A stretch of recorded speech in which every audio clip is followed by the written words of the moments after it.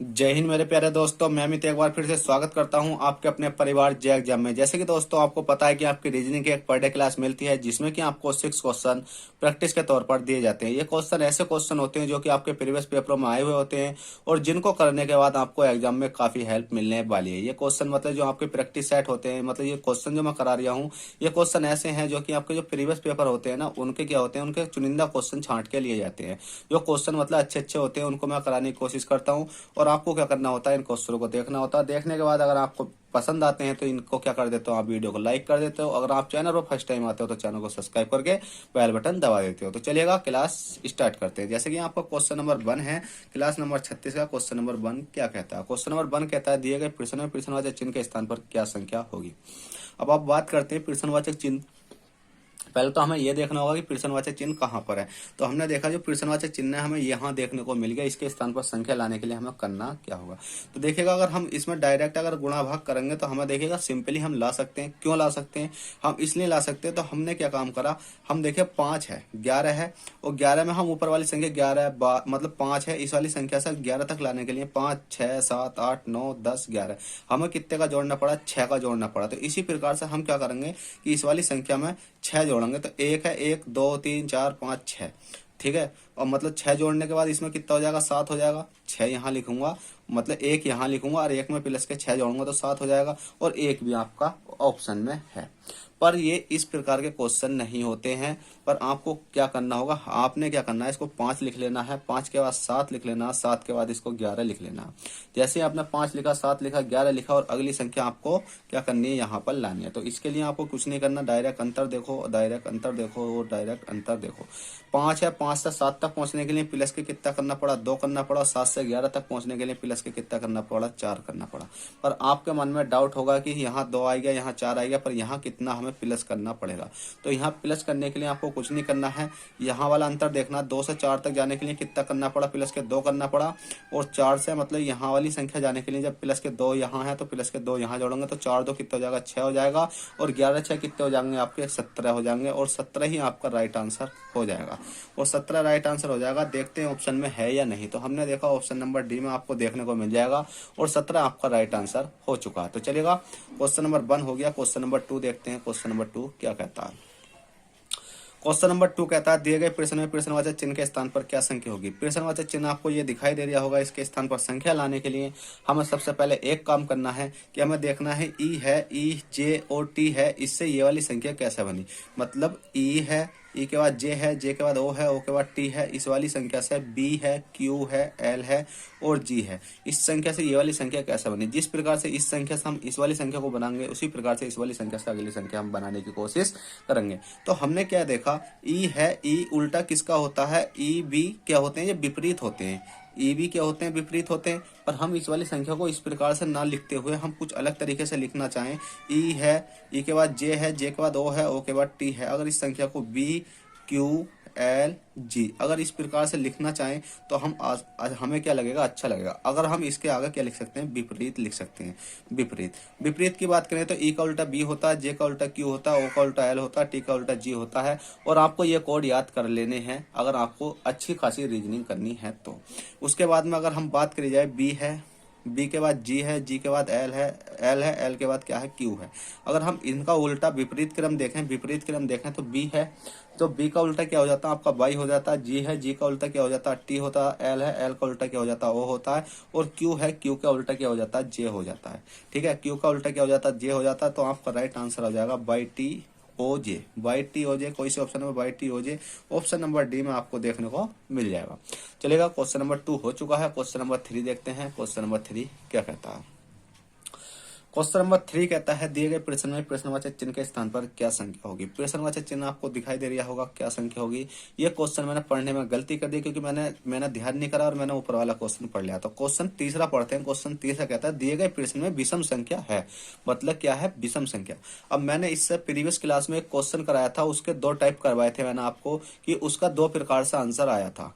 पहला क्या टाइप था कि आपको जोड़ने के बाद बताया था, और दूसरा टाइप था कि आपको स्क्वायर करने के बाद बताया था, और तीसरा टाइप भी मैंने उसमें बता दिया था कि आपका क्यूब करने के बाद बताया था, क्योंकि वो क्वेश्चन आपका 3 प्रकार का था और 3 उसके आंसर थे, जिस कारण से उसको काफी नॉर्मलाइजेशन, मतलब जब कहते हैं ना नॉर्मलाइजेशन मिलना, क्वेश्चन गलत हो जाना, तो उस नंबर पर आपको मिला था। अब चलेगा क्वेश्चन 3 देख लेते हैं कि इसे किस प्रकार से हम विषम संख्या ढूंढ सकते हैं। तो उसके लिए हमने देखा 4 है, 4 3 है और 3 के बाद 5 है। 4 है प्लस के 3 है प्लस के कितना है आपका 5 है। अगर हमने इसको देखा तो हमने क्या काम करा, हम भी इसको जोड़कर या घटाकर देख सकते हैं। तो हमने देखा 4 3 कितने होते हैं 7 होते हैं, 7 5 कितने होते हैं आपके 12 होते हैं, 6 3 कितने होते हैं 9 होते हैं, और 9 3 कितने होते हैं आपके 12 होते हैं, 5 3 कितने होते हैं आपके 8 होते हैं, और 8 और 2 कितने होते हैं आपके 10 होते हैं।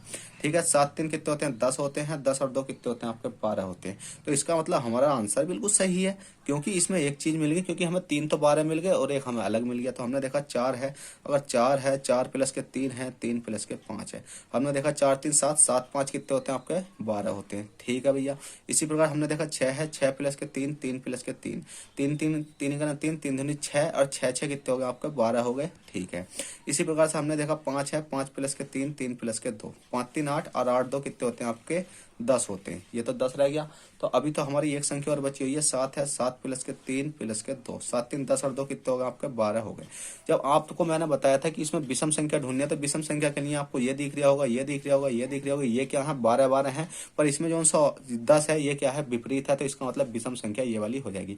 पर आपको विषम संख्या देखकर घबराना नहीं है, जो आपकी विषम संख्या निकले एग्जाम में आपको वही टिक करके आना है, क्योंकि वही आपका राइट आंसर है और वही आपको एक नंबर प्रोवाइड कराने वाला है। तो चलेगा, क्वेश्चन 3 भी हो चुका है। क्वेश्चन नंबर 4 की ओर चलते हैं। क्वेश्चन नंबर 4 क्या कहता है और हमें किस प्रकार से सोल्व करना है।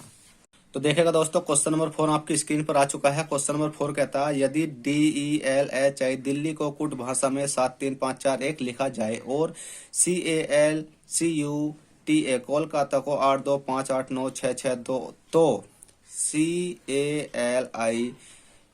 CALICUT कैलकुलेट को कैसे लिखा जाएगा।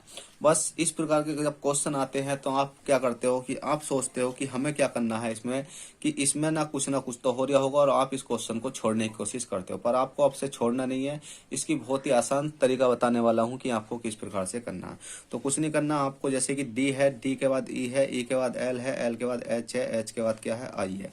इनके अगर आप कोड देखना चाहोगे तो कोड आपको क्या लिख लेने हैं। जब भी इस प्रकार क्वेश्चन आए तो आपको कोड नीचे लिख लेने हैं। 7 लिख लेना है, 3 लिख लेना है, 5 लिख लेना है, और 4 लिख लेना है, 1 लिख लेना है। मतलब डी का कोड 7, ई का कोड, देखिए पहले तो आपको संख्या गिन लेनी है कि 1 2 3 4 5 है, 1 2 3 4 5 है, तो इस प्रकार से संख्या गिनकर भी लिख सकते हो।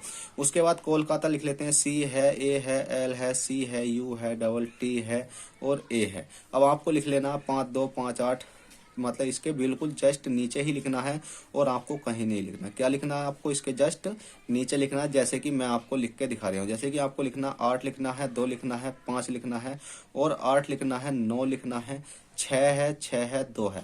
पर आप सोच रहे होगे कि सर हम इतना सारा लिखेंगे तो हमारा समय खराब हो जाएगा, पर हमें इस प्रकार से नहीं लिखना, कोई शॉर्ट ट्रिक बताइए। देखिएगा, आप शॉर्ट ट्रिक आपकी चालू होती है। आपको देखा दिल्ली का कोड ये है और इसका कोड ये है, तो आपको इसका पूछा गया, तो आपको कुछ नहीं करना। सी लिखो, ए लिखो, एल है, आई है, सी है, यू है, टी है। आपको सिर्फ इतना लिखना है। इतना लिखने के बाद आपको बस सिर्फ एरो लगा लेने हैं नीचे। एरो लगाने से एक फायदा रहता है कि आपका क्वेश्चन कभी भी गलत नहीं हो सकता, क्योंकि अगर आप एरो नहीं लगाओगे थोड़ा सा गलत होने के चांस इसलिए रहते हैं क्योंकि अगली वाली संख्या पीछे लिख देते हो, पीछे वाली संख्या आगे लिख देते हो। जब आपसे पूछा गया, देखिए जैसे ही आपको एग्जाम में क्वेश्चन आया ये वाली संख्या कोड ये है, इस संख्या कोड ये है, तो इसका कोड बताइए, तो आपने डायरेक्ट इस वाली लास्ट वाली संख्या को लिखा और आपने देखा सी है, डायरेक्ट इसमें करके दिखा देता हूँ। सी है, सी देखा आपने कहाँ है, इसमें इन दोनों संख्या में सी ये है, तो सी का 8 हो जाएगा, तो आपने डायरेक्ट 8 लिखा। ए देखो इसमें कहाँ है, इसमें देखो ए कहाँ है, ए है यहाँ, तो इसका 2 हो जाएगा। एल देखो कहाँ है, एल है 5, तो इसका 5 हो जाएगा। और आई देखो कहाँ है, तो आई हमने देखा ऊपर है, ऊपर सबसे लास्ट में है, तो लास्ट का क्या हो जाएगा आपका 1 हो जाएगा। इसी प्रकार से सी देखो कहाँ है, सी सबसे शुरू में है, 8 है, तो आपका क्या हो जाएगा 8 हो जाएगा। यू देखो कहाँ है, यू कहाँ है 1 2 3 4 5वें नंबर पे है, तो 1 2 3 4 5वें नंबर पर आप,